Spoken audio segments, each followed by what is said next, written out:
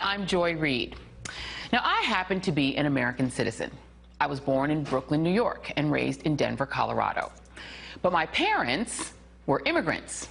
My mom, who was a college professor, was born in British Guyana. And my father, who was a geologist, was born in the Democratic Republic of Congo. Two people who immigrated from those countries, from countries located in South America, just off the Caribbean and Africa, and from Africa. Parts of the world that presumably, according to the President of the United States, you will find shithole countries from which the United States should not accept immigrants. The situation in the Democratic Republic of Congo, DRC, is multifaceted, involving systemic violence, weak infrastructure, and a fragile political climate.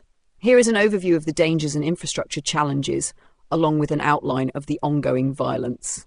Dangers in Congo. 1. Conflict and violence. The DRC has experienced decades of conflict, primarily in the eastern regions. Armed groups such as the Allied Democratic Forces, ADF, the M23, and Mai militias are active, causing widespread violence, including massacres, sexual violence, and the displacement of millions.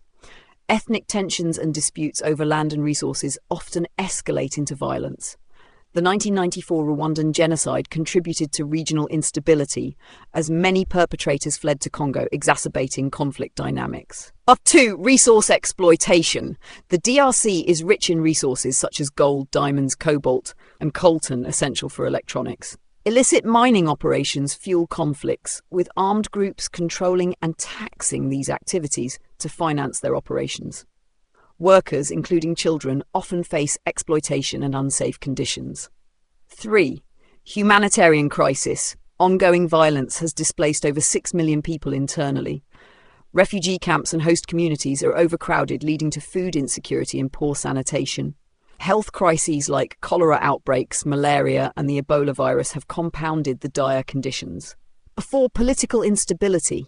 Governance is weak, with rampant corruption and poor enforcement of laws. Elections are often delayed, disputed, or marred by fraud, fueling public discontent. The state struggles to maintain control over vast rural areas, leaving regions vulnerable to lawlessness. Infrastructure challenges. 1. Transportation. The DRC's infrastructure is underdeveloped. Most roads are unpaved, and many become impassable during the rainy season. Rail networks are limited, and air travel is costly and underregulated. The Congo River is a vital transportation route, but riverine transport is often dangerous due to outdated vessels and inadequate maintenance. 2. Electricity and water supply. Access to electricity is limited to less than 10% of the population, with most of it concentrated in urban areas. Hydropower potential is vast but underutilised due to a lack of investment and poor maintenance. Clean water and sanitation are inadequate, contributing to disease outbreaks.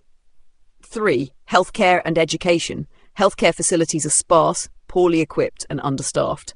Education infrastructure is similarly lacking, with many schools in rural areas operating without basic resources.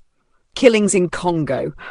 1. Ethnic and community-based violence. Ethnic rivalries, especially in regions like Ituri and North Kivu, have led to massacres and retaliatory attacks. Groups like Codeco, Cooperative for the Development of Congo, target civilians, often killing entire villages. 2. Rebel group atrocities. Armed groups routinely attack civilians, targeting those perceived to support rival factions. The ADF, linked to ISIS, has been responsible for brutal killings, including beheadings and bombings. Government and security forces, state forces, including the military and police, have been implicated in human rights abuses, including extrajudicial killings. Poorly trained and underpaid, some state forces prey on the population they are meant to protect.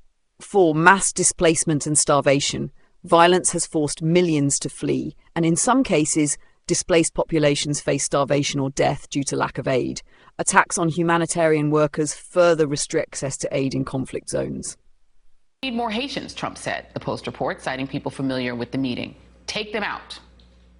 Later, the White House didn't even pretend Trump didn't say it.